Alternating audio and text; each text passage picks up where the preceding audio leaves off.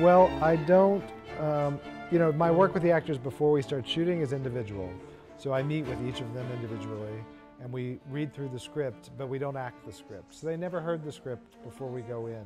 But we have gone through each scene and just discussed it to make sure that they understand and I understand and what we can discover about it and sort of understand the story. And I also give them a timeline of the film so that they know what their character does during the course of the film. It's much harder than it seems, but like then they can go back and it's a 2-page thing where they can go, oh, in this scene I'm this old and I just did this just about them, because that's all they need to really think about.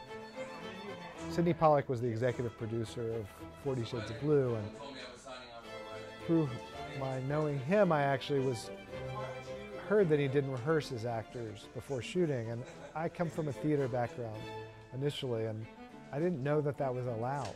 And as soon as I knew that was allowed, I was like, oh, now I get it. You don't have to rehearse people. I've never worked like that before, and it was really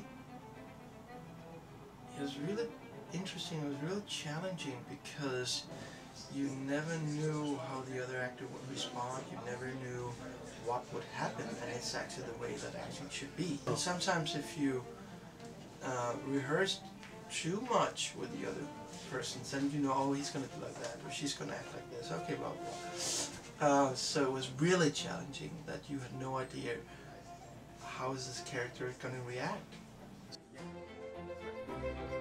When we block the scenes, and I have to remind them, don't act, don't act.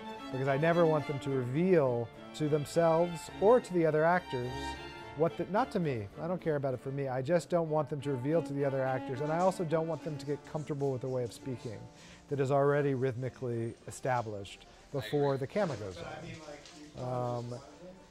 So I also, within the environment of shooting, I don't want them to be acting for other people. I don't want the other person to be responding to the meta idea, which is what the director has to say. So basically, all I need to do is get the information of what I've observed, what I think maybe could use an adjustment to the actor, and then they process it, and then it comes back into the moment. It re-enters the moment, and then we don't know what's going to happen.